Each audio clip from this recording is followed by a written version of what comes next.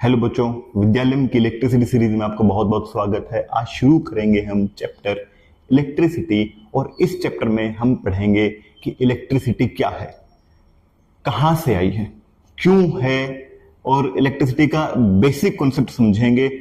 इस सीरीज में बहुत सारी वीडियोस आने वाली हैं जिन वीडियोस में हम धीरे धीरे करके इस चैप्टर को कंप्लीट करेंगे। उम्मीद है कि आप भी हमारे साथ ऐसे जुड़े रहेंगे। चैनल को सब्सक्राइब और लाइक वीडियो को जरूर करना जिससे कि आने वाली वीडियोस आपके पास पहुंच पाए। शुरू करते हैं बेटा। क्या इलेक्ट्रिसिटी है क्या? इलेक्ट्रिसिटी को अगर हम देखें, इलेक्ट्रिसिटी का मतलब क्या है? क्या इलेक्ट्रॉन्स की सिटी। इलेक्ट्रिसिटी को बिल्कुल बेस से बहुत नीचे से शुरू कर रहे हैं, बहुत ध्यान से समझने की कोशिश करना। इलेक्ट्रॉन्स की सिटी, जहां पर बहुत सारे इलेक्ट्रॉन या फिर हम बोल सकते हैं क्या, चार्ज। क्या बोल सकते हैं? चार्ज की सिटी। तो ये चार्ज क्या है? जहां बहुत सारा चार्ज हो। हर जगह चार्ज है लेकिन हर जगह इलेक्ट्रिसिटी तो नहीं होती है ना। हर जगह चार्ज तो है लेकिन हर जगह इलेक्ट्रिसिटी नहीं है। तो चार्ज की सिटी भी जहां बहुत सारे चार्ज हो, जहां बहुत सारे इलेक्ट्रॉन्स भी हर जगह होते हैं। इलेक्ट्रॉन्स हर जगह होते हैं। देखते हैं इलेक्ट्रॉन्स कहां होते हैं। इलेक्ट्रॉन्स कहां होते हैं? इलेक्ट्रॉन्स होते हैं कहां? एटम में। कहां होंगे? एटम में। सर एटम में इलेक्ट्रॉन्स हैं, एटम में चार्ज है, पर एटम में नेगेटिव चार्ज के साथ साथ पॉजिटिव चार्ज भी है, जिसे दोनों का जो ओवरऑल चार्ज है वो ओवरऑल चार्ज जीरो हो जाता है। नेट चार्ज क्या हो जाता है? जीरो हो जाता है। इसलिए हम एटम के अंदर ना बेसिकली इलेक्ट्रिसिटी वाला कॉन्सेप्ट ऐसे नहीं आता। इलेक्ट्रिसिटी जो है ना, इलेक्ट्रिसिटी को हम समझेंगे कैसे कि चार्ज की सिटी, और जहां पर चार्ज मूव करना शुरू करता है। क्या करना शुरू करेगा? चार्ज मूव करना शुरू करेगा। हमारे चैप्टर में या फिर 10th क्लास में हमारे पास जो है वो इलेक्ट्रिक करंट है जिसमें चार्ज मूव करेगा। तो चार्ज हमेशा मूव करता है या चार्ज रुका हुआ भी होता है? बिल्कुल सर, चार्ज रुका हुआ भी हो सकता है और चार्ज मूव भी कर सकता है।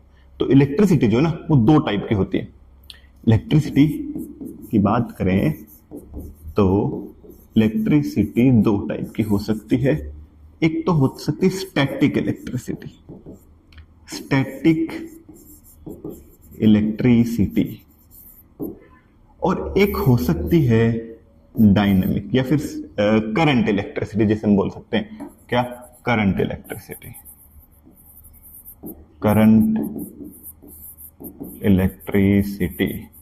क्या फर्क है करंट इलेक्ट्रिसिटी में और स्टैटिक इलेक्ट्रिसिटी में? इलेक्ट्रिसिटी मतलब चार्ज जो है या चार्ज की सिटी, वो चार्ज रुका हुआ है तो स्टैटिक इलेक्ट्रिसिटी, वो चार्ज मूव कर रहा है तो करंट इलेक्ट्रिसिटी। स्टैटिक इलेक्ट्रिसिटी में क्या होता है? स्टैटिक इलेक्ट्रिसिटी, यहां पर चार्ज मूव नहीं करता। चार्ज आ तो गया, अब चार्ज आता कैसे ये भी देखेंगे कि चार्ज आ तो गया लेकिन चार्ज मूव नहीं करेगा। करंट इलेक्ट्रिसिटी में चार्ज आ गया लेकिन चार्ज मूव कर गया। कैसे मूव करेगा देखते हैं, इससे अगली स्लाइड में देखें। क्या है? Energy carried by charge particles.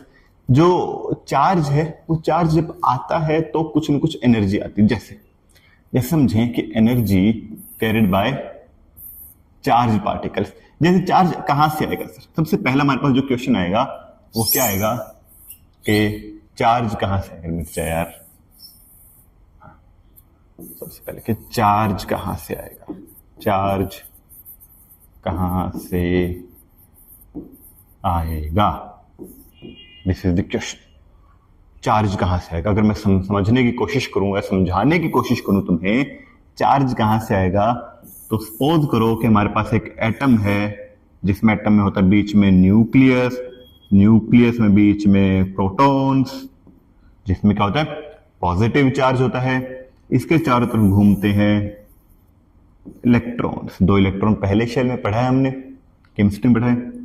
8 electron दूसरे शेल में। किसी भी एटम का बेसिक स्ट्रक्चर हम यही जानते हैं ना। 8 इलेक्ट्रॉन, 1 2 3 4 5 6 7 8, 8 इलेक्ट्रॉन्स हो गए। अगर इसमें और भी इलेक्ट्रॉन्स हो, 1 2 3, तो कितने इलेक्ट्रॉन्स हो बेटा? 13 इलेक्ट्रॉन। 13 इलेक्ट्रॉन्स मतलब क्या हुआ? ये कौन सा एटम हो गया? एल्यूमिनियम का एटम हो गया। Aluminium is good conductor of electricity. जानते हैं why aluminium is good conductor of electricity? Aluminium good conductor क्यों है? कि सर वो इलेक्ट्रिसिटी को कंडक्ट करता है, इसलिए गुड कंडक्टर है। कंडक्ट क्यों करता है? क्योंकि सर गुड कंडक्टर नहीं, ऐसा नहीं है। ये जो इलेक्ट्रॉन्स है ना, ये इलेक्ट्रॉन्स जो है वो फ्री इलेक्ट्रॉन्स है। ये क्या है? Free electrons. एल्यूमिनियम के पास फ्री इलेक्ट्रॉन्स हैं, जिसकी वजह से वो इलेक्ट्रिसिटी क्या करता है? कंडक्ट करता है। कैसे कंडक्ट करता है सर? हम आगे पढ़ेंगे। लेकिन चार्ज कहां से आएगा? चार्ज आएगा कि अगर मैं यहां से इन एटम से अगर मैं इलेक्ट्रॉन निकाल लूं, भी मैंने यहां से कुछ इलेक्ट्रॉन निकाल लिए, कैसे निकाले वो भी देखेंगे। मैं किसी भी तरीके से मैंने इलेक्ट्रॉन को कुछ भी मैंने फोर्स लगाया, क्योंकि ये जो इलेक्ट्रॉन्स है ये इस न्यूक्लियस के साथ एक अट्रैक्शन फोर्स के साथ चिपके हुए, और मैंने कुछ फोर्स, अपना फोर्स लगाया और मैंने इन इलेक्ट्रॉन्स को बाहर निकाल लिए। इलेक्ट्रॉन्स बाहर आ गए। कुछ भी मैंने इस पे फोर्स अप्लाई किया, जिससे ये इलेक्ट्रॉन्स क्या हुए? इलेक्ट्रॉन्स बाहर आ गए। ये इलेक्ट्रॉन्स बाहर आए तो इस एल्यूमिनियम के एटम पे आ गया, एल्यूमिनियम के एटम पे आ गया क्या? आ गया क्या? Positive charge. क्या आ गया? Positive charge. क्यों? क्योंकि इलेक्ट्रॉन्स कम हो गए, और मेरे पास जब 3 इलेक्ट्रॉन आ गए तो मेरे पास आ गया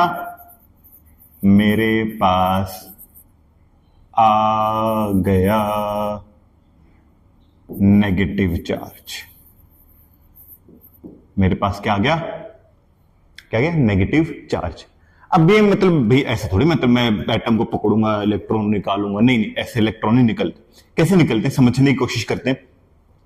मेरे पास एक पेन है, प्लास्टिक का पेन, बालों में रब करें तो होता ही है कि सिर्फ उस पर चार्ज आ जाता है ना, वो पेपर के टुकड़ों को टच करने लगता है। बचपन में हम करते थे, पेपर पे रब करें तो भी उस पर चार्ज आ जाएगी। तो ये चार्ज है ना, ये फ्रिक्शन की वजह से आया। जब मैंने बालों में रब किया तो बालों में जो एटम्स हैं वो एटम्स, कुछ एटम्स लूज हैं, वो इलेक्ट्रॉन्स होंगे उनके अंदर, और उन इलेक्ट्रॉन्स के साथ पेन रब होगा तो इलेक्ट्रॉन, वहां से इलेक्ट्रॉन टूटेंगे और यहां पर आ जाएंगे।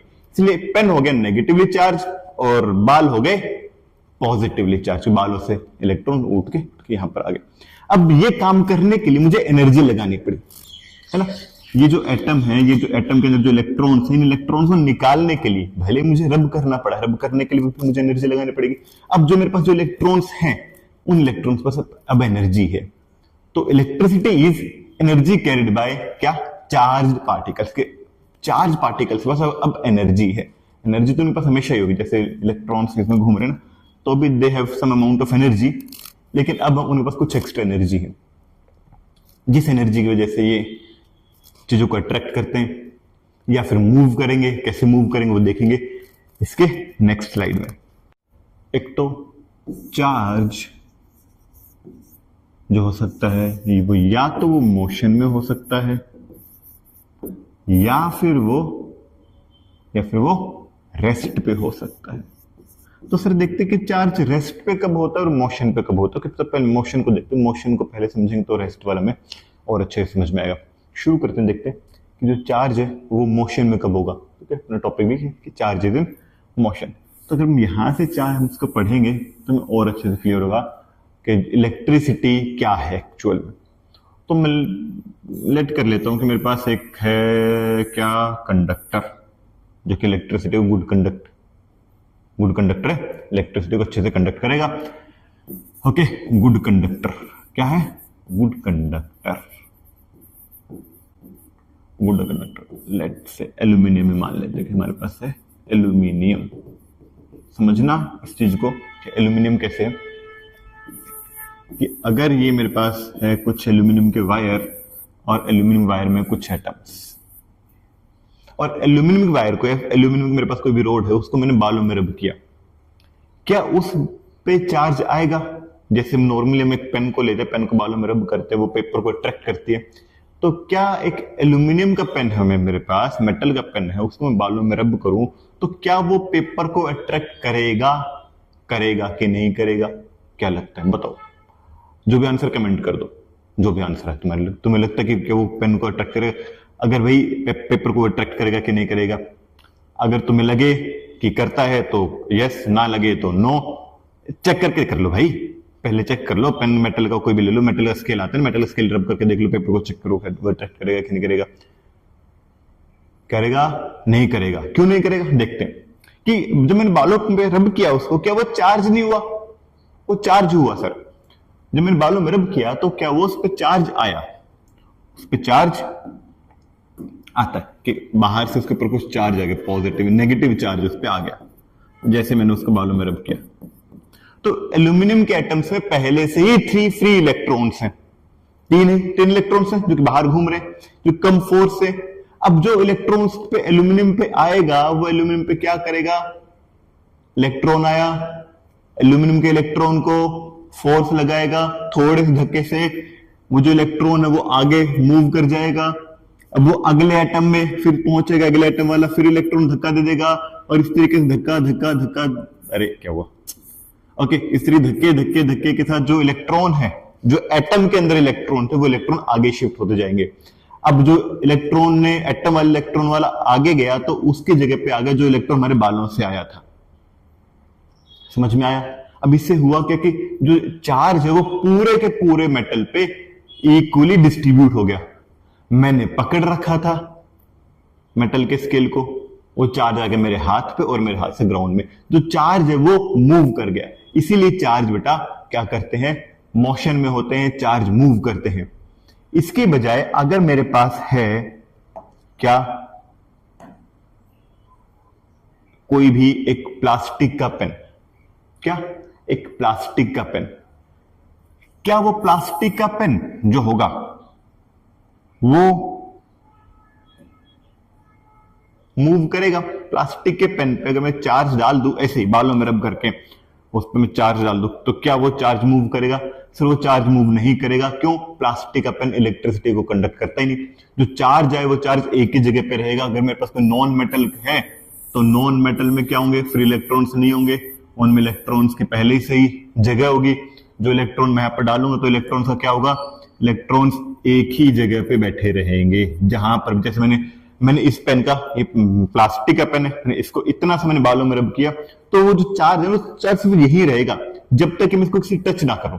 टच अगर मैंने टच किया तो चार्ज मेरे हाथ पे आ जाएगा, या मैंने किसी मेटल की चीज पे इसको टच नहीं किया तो चार्ज इस पे यही रहेगा। तो चार्ज इज एट रेस्ट। तो चार्ज दो स्टेट होते हैं बेटा, एक तो चार्ज इज इन मोशन और एक चार्ज इज इन मोशन और charge is at rest. Clear है? तो चार्ज जो है वो चार्ज ऐसे ऐसे ऐसे बैठा रहेगा बैठा रहेगा बैठा रहेगा जब तक कि हम उसको छेड़ेंगे नहीं। चार्ज कहीं नहीं जाने वाला। इस तरीके से चार्ज की हमारे पास दो स्टेट आती हैं। समझ में आया? तो चार्ज इज एट रेस्ट और charge is in motion. Motion में कब होगा और रेस्ट पे कब होगा, ये था कॉन्सेप्ट। अब हम पढ़ेंगे कि चार्ज मूव करता है तो कैसे करते हैं। धीरे धीरे आने वाले वीडियोस में हम इस सबको करते रहेंगे। नेक्स्ट देखते हैं यूनिट ऑफ चार्ज। ये जो चार्ज जो मूव कर रहा है फिर रुका हुआ, वो क्या यूनिट का मतलब क्या है कि चार्ज को मेजर कैसे करेंगे? चार्ज को मेजर कैसे किया जाता है? चार्ज को कैसे मेजर किया जाएगा? यूनिट ऑफ चार्ज देखें तो चार्ज की एसआई यूनिट, चार्ज की एसआई यूनिट क्या होती है? क्या होती है? कूलम। क्या होगी? कूलम। जैसे मीटर, लेंथ की एसआई यूनिट मीटर। ओके, ऐसे चार्ज की एसआई यूनिट, चार्ज की एसआई यूनिट क्या होगी? Metre, sorry coulomb. लेंथ की एसआई यूनिट क्या होगी? मीटर। ऐसे ही चार्ज को मेजर करने के लिए एक वैल्यू है कूलम। एक कूलम में सर, एक कूलम में, या फिर मैं बात करूं कि एक इलेक्ट्रॉन पे चार्ज होता है, एक इलेक्ट्रॉन पे कितना चार्ज होगा? -1.6 इंटू 10 टू द पावर -18 या 19 कूलम। एक इलेक्ट्रॉन पे इतना चार्ज होता है। ओके, इस चीज को समझना बेटा कि एक इलेक्ट्रॉन पे इतना चार्ज है, और चार्ज को हमने जो मान रखा है, चार्ज हमारे पास एक बेसिक यूनिट है मैटर की एक ऐसी प्रॉपर्टी जिसकी वजह से वो किसी दूसरे मैटर पे फोर्स ऑफ अट्रैक्शन लगाएगा कि फोर्स ऑफ रिपल्शन लगाएगा, वो प्रॉपर्टी है मैटर की। ओके, और एक इलेक्ट्रॉन पे इतना चार्ज होता है, तो एक कूलम में कितना चार्ज होगा सर? एक कूलम में कितने इलेक्ट्रॉन्स होंगे? वो होंगे क्या 1/1.6 इंटू 10⁻⁻19 इलेक्ट्रॉन्स। सॉल्व करेंगे इसको तो आंसर आएगा 6.25 इंटू 10⁻18 इलेक्ट्रॉन्स। तो सर एक कूलम में इतना चार्ज होता है। एक कूलम में कितना चार्ज होता है? इतना चार्ज होता है, समझना इस चीज को। ओके, एक कूलम में इतना चार्ज, एक कूलम में चार्ज नहीं चार्ज नहीं, एक कूलम में इतने इलेक्ट्रॉन्स। एक coulomb is equal to 6.25 into 10⁻18 electrons. Okay, this is unit of charge. बात करें इलेक्ट्रिक करंट की कि इलेक्ट्रिक करंट क्या है, हमने पढ़ा कि सर हमें अभी इस क्लास में 10th क्लास में हम क्या पढ़ेंगे? करंट इलेक्ट्रिसिटी, मतलब electric current. Electric current is the flow of electric charge through an area of cross section of a conductor पर सेकेंड। इलेक्ट्रिक करंट को समझे पहले तो। इलेक्ट्रिक करंट क्या है? ये इलेक्ट्रिक करंट इज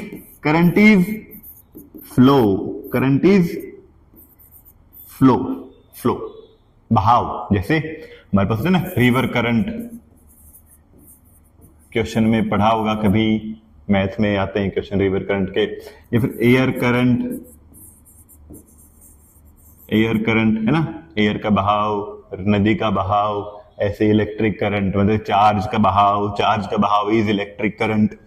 और मूव करते हैं, चार्ज मोशन में है, दैट इज इलेक्ट्रिक करंट। समझे? तो इलेक्ट्रिक करंट क्या है? बहाव। और इलेक्ट्रिक करंट की डेफिनेशन की flow of electric charge through an area of cross section मतलब अगर मेरे पास एक लंबा सा कंडक्टर है, एक लंबी सी मेरे पास एक वायर है, इस वायर का क्रॉस सेक्शनल एरिया क्या होगा? क्रॉस सेक्शनल एरिया मतलब कि यहां से इलेक्ट्रॉन मूव कर रहे हैं, कुछ ऐसे यहां पर इलेक्ट्रॉन्स मूव कर रहे हैं, और मैंने इसमें कोई भी एक पॉइंट मार्क कर लिया। इस पॉइंट से जो एरिया बनेगा, ये वाला ना, जो रास्ता जो होल बनेगा, जो होल होगा, उस होल को हम क्या बोलेंगे? उस होल का जो एरिया होगा, वो क्या होगा? Cross sectional area. कि अगर मैंने इसको यहां से कट कर दिया तो मुझे ये दो टुकड़े मिलेंगे, और यहां पर मुझे मिलेगा एक वायर में से एक होल तो नहीं मिलेगा, लेकिन इलेक्ट्रॉन्स के लिए एक होल है कि यहां से इलेक्ट्रॉन पास हो सकते हैं। ओके, तो इससे एक सेकंड में कितना चार्ज पास हो सकता है? That is electric current. Pipe है ना, पाइप बड़ी मोटी पाइप हुई तो एक सेकंड में ज्यादा पानी बाहर निकल सकता है ना। तो उस पाइप से एक सेकंड में कितना पानी बाहर निकला? या फिर उस पाइप को बना दो वायर, कि उस वायर से एक सेकंड में कितना चार्ज बाहर निकला, या उससे कितना चार्ज पास हुआ उस पाइप से, उस वायर से, दैट इज इलेक्ट्रिक करंट। वो क्या होगा? Electric current. और चार्ज पास हुआ तो सर इलेक्ट्रॉन्स भी पास हुए होंगे, है ना? कितना चार्ज पास हुआ, कितने इलेक्ट्रॉन्स पास होंगे? क्या हम इलेक्ट्रॉन्स को काउंट कर सकते हैं? बिल्कुल कर सकते हैं। क्या इलेक्ट्रॉन्स को हम देख सकते हैं? नहीं देख सकते, लेकिन इलेक्ट्रॉन्स को हम ऑब्जर्व कर सकते हैं, इलेक्ट्रॉन्स को हम काउंट कर सकते हैं कि कितने इलेक्ट्रॉन्स पास हुए। ओके, वो कैसे हम करेंगे? उसके लिए हम पहले देखते हैं यूनिट ऑफ करंट, कि करंट को मेजर कैसे किया जाता है। करंट को मेजर कैसे किया जाएगा? तो sir SI unit of current क्या होगी? एसआई यूनिट ऑफ करंट वो क्या होगी? एम्पियर दादा ने बताया था, इसलिए एम्पियर। ऐसा unit of current is ampere. Ampere मतलब क्या सर? एम्पियर को डिफाइन करो। तो सर एक एम्पियर का मतलब ये हुआ क्या? अगर एक कूलम चार्ज, समझो इस चीज को ना, कि अगर एक coulomb charge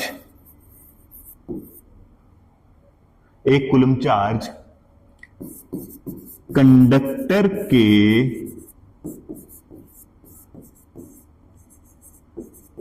cross sectional area से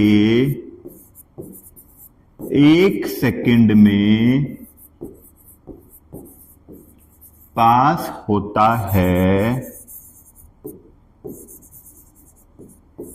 तो करंट 1 एम्पियर होगा। 1 एम्पियर होगा। एम्पियर को किस लिखते हैं? ए से, कैपिटल ए से एम्पियर होगा। समझे? मतलब ये कि अगर ये मेरे पास एक वायर, इस वायर के इस क्रॉस सेक्शनल एरिया से 1 सेकंड में 1 कूलम चार्ज पास हो गया, 1 सेकंड में 1 कूलम चार्ज पास हो गया, तो यहां से करंट कितना फ्लो होगा? 1 एम्पियर का। 1 कूलम चार्ज का मतलब क्या हुआ? 1 कूलम चार्ज का मतलब क्या हुआ कि 6.25 into 10 to the power 18 electrons. समझते हो कितना बड़ा नंबर है? इतना बड़ा नंबर। 1 2 3 4 5 6 7 8 9 10 11 12 13 14 15 16, इतना बड़ा नंबर, इतने सारे इलेक्ट्रॉन्स अगर इस वायर के छोटे से हिस्से से एक क्रॉस सेक्शनल एरिया से पास हो जाते हैं तो जो करंट होगा यहां पर वो क्या होगा? वो 1 एम्पियर का करंट होगा। इस वैल्यूज को तुमने देखा हुआ कई जगह पर, हमारे सॉकेट पे लगा हुआ है, कहीं कहीं लिखा रहता है 1 एम्पियर, कहीं कहीं लिखा रहता है 2 एम्पियर, कहीं कहीं लिखा रहता है 16 एम्पियर, 8 एम्पियर। ऐसा तुमने कहीं कहीं लिखा देखा होगा। कहां? स्विचेस पे, जो स्विच तुम यूज करते हैं ना पंखे के लिए, एसी के लिए, वहां लिखा रहता है 16 एम्पियर। तुमने देखा होगा। तो 16 एम्पियर मतलब उस जो सॉकेट है ना उसमें वायर जो कनेक्ट की जाएगी उससे तुम ऐसी वायर कनेक्ट करो जिसमें से 1 सेकंड में मैक्सिमम 16 कूलम का चार्ज पास हो सके। इससे ज्यादा अगर पास होगा तो स्विच फूक जाएगा। 20 एम्पियर तक गया तो स्विच खराब हो जाएगा। समझ में आया? और बाकी यूनिट देखते हैं करंट की कि सर करंट की और कौन कौन सी यूनिट होती हैं। करंट की ऐसे यूनिट के अलावा हमारे पास होती है मिली एम्पियर। क्या होती है? मिली एम्पियर। मिली एम्पियर क्या होता है sir? 10 to the power -3 ampere. मतलब कि 1000 milli ampere. Milli ampere M में, सुना सुना लग रहा है वर्ड, एम में सोचो। अरे देख, जानते हो बेटा तुम तो। 1000 मिली एम्पियर में होता है 1 एम्पियर। सोचो कहां देखा था? एम में ना, 1000 एम में कहीं कमी लग रही है। 1000 एम में, 1000 एम एच और लगा दो, एम एच ना, 1000 एम एच। 5000 एम एच की बैटरी है सर मेरे फोन की। 5000 एम एच क्या है? 5000 एम एच है ना, 5000 एम एच है ना। याद आया ना? 5000 क्या होगा? 5000 मतलब 5 एम्पियर का करंट हर घंटे फ्लो हो सकता है ना। 5000 एम्पियर का करंट 1 घंटे तक फ्लो हो सकता है इस 5000 एमएच। एमएच मतलब मिली एम्पियर। समझे? वहां पर भी हम यूज करते हैं एमएच। इसके अलावा माइक्रो एम्पियर भी हो सकते हैं। म्यू है ना, mu, it's mu. 10th class के बच्चे कम जानते होंगे या किसी को पता होगा। It's mu, MU, mu, it's mu. Micro ampere that is क्या? 10 टू द पावर -6 एम्पियर। मतलब 1 2 3 4 5 6 माइक्रो एम्पियर में 1 एम्पियर होता है। समझे? ये हमारे पास जो बेसिक यूनिट्स हैं करंट की, जिनको हम अपने क्वेश्चन पर यूज करेंगे। प्रैक्टिस के टाइम पे जब हम क्वेश्चन सॉल्व करेंगे वहां पर हम यूज करेंगे। तो वो हमारी ये कुछ units.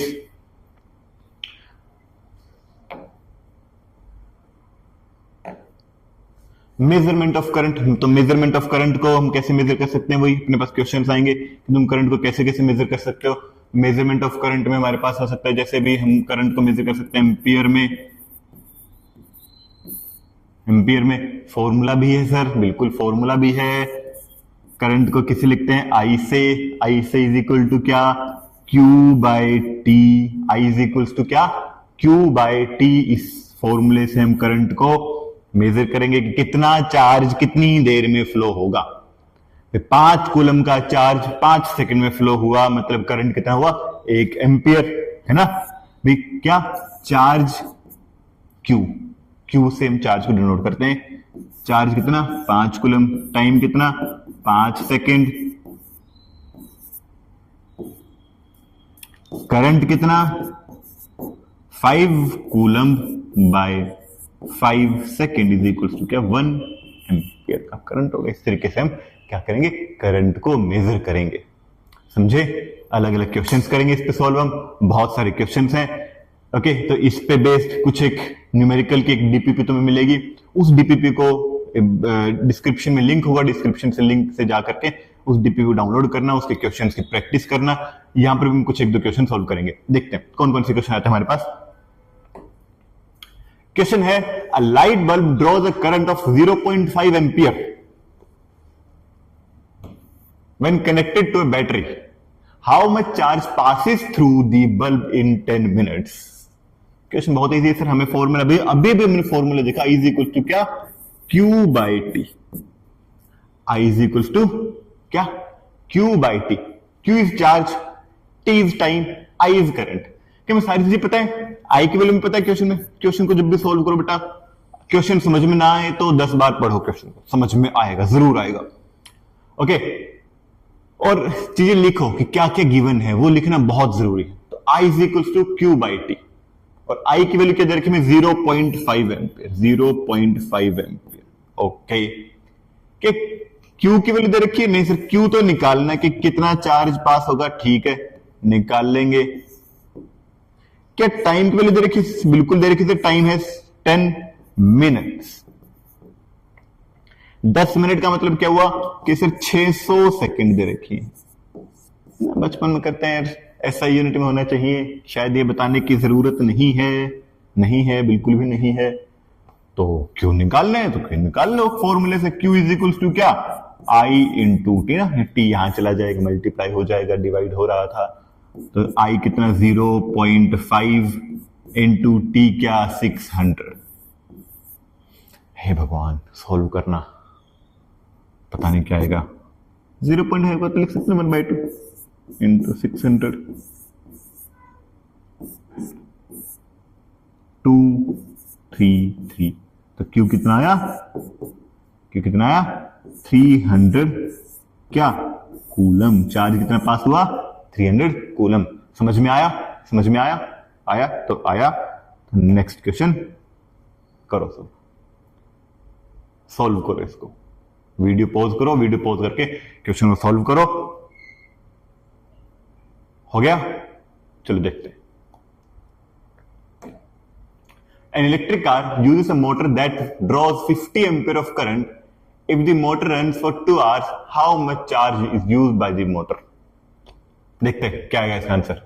Electric car use motor that use 50 ampere current, तो करंट आ गया अपना कितना 50 एम्पियर। ऐसे ही किया था जैसे मैं कर रहा हूं, ऐसे इक्वेशन को सॉल्व करना, ऐसे किया था बेटा 50 ampere. Okay, if the motor runs for 2 hours, तो वही टाइम हमें फिर से दे रखा है,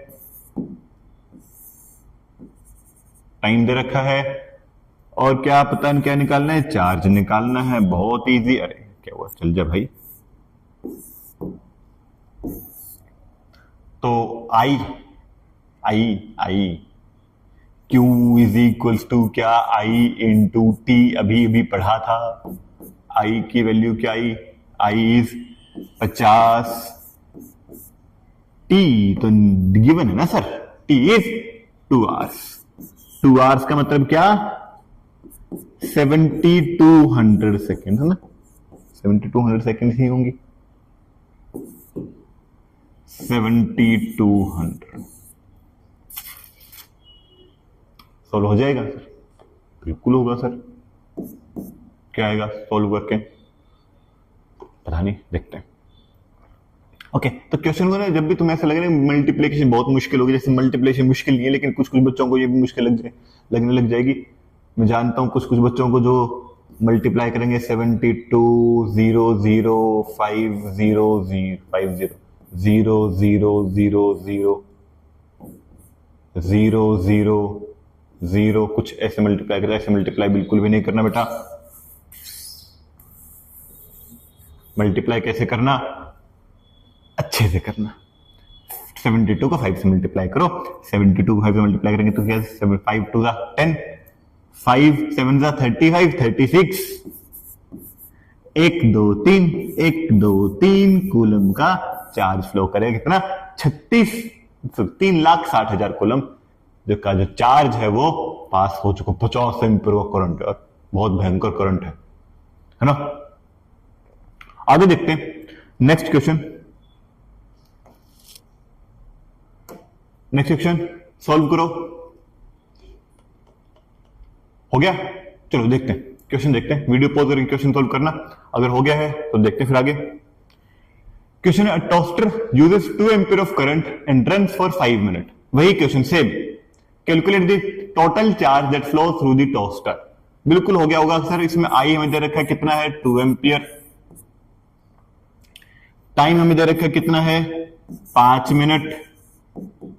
5 मिनट मतलब कितनी, 300 सेकेंड्स। 300 सेकेंड होंगे ना 5 मिनट में, बताओ बताओ जल्दी।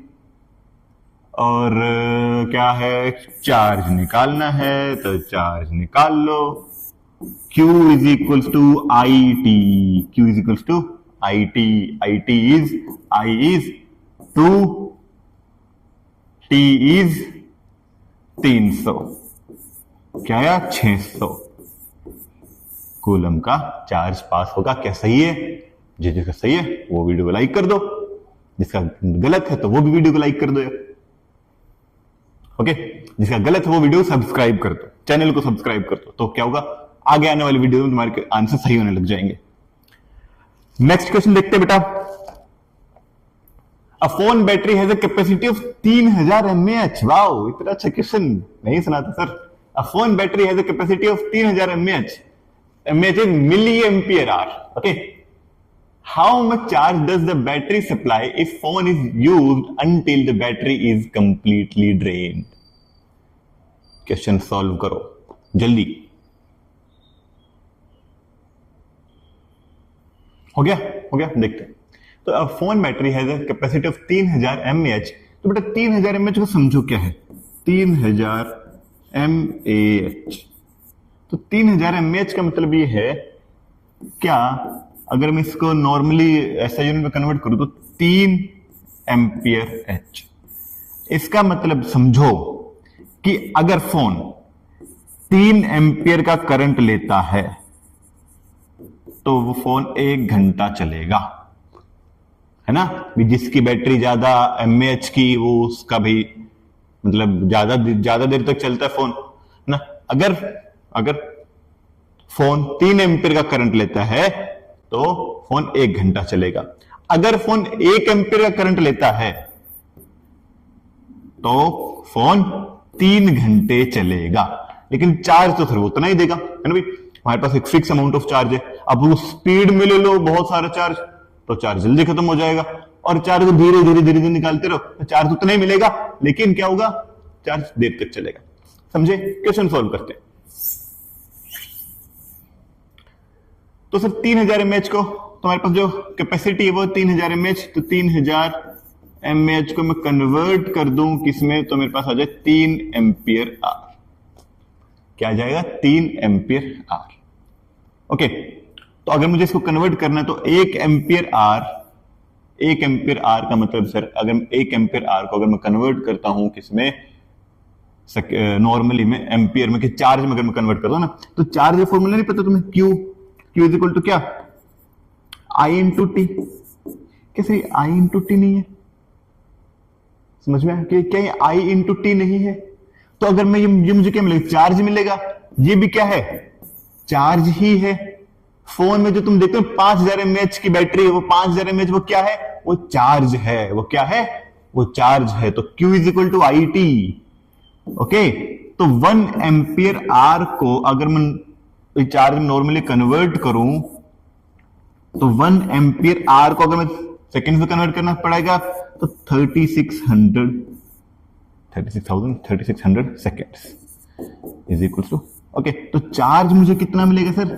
3600 कूलम। कितना मिलेगा? 3600 कूलम। लेकिन हमारे पास टोटल कैपेसिटी कितनी थी? 3 एम्पियर आर की। ओके, 1 एम्पियर आर का मतलब क्या होगा? 3600 कूलम। तो 3 एम्पियर आर का मतलब क्या हो गया? 3 into 3600 coulomb, that is equal to कितना? इतना 10,800 कूलम का वो चार्ज फ्लो हो जाएगा या चार्ज सप्लाई करेगी फोन की बैटरी जब तक कि वो पूरी की पूरी डिस्चार्ज ना हो जाए। समझ में आया? हाँ जी बच्चा, समझ में आया? ओके, तो ये थे हमारे इसके क्वेश्चंस। कुछ क्वेश्चंस मैं तुम्हें डीपी में दूंगा, डिस्क्रिप्शन में लिंक होगा, वहां से तुम क्वेश्चंस को डाउनलोड कर लेना, क्वेश्चन प्रैक्टिस करना। ऐसे ही अच्छे अच्छे क्वेश्चंस तुम्हें मिलेंगे, इतने इंटरेस्टिंग क्वेश्चंस मिलेंगे। आने वाली वीडियो के लिए बेटा चैनल को सब्सक्राइब जरूर करना, अगली वीडियो जल्दी आने वाली है। Okay, thank you.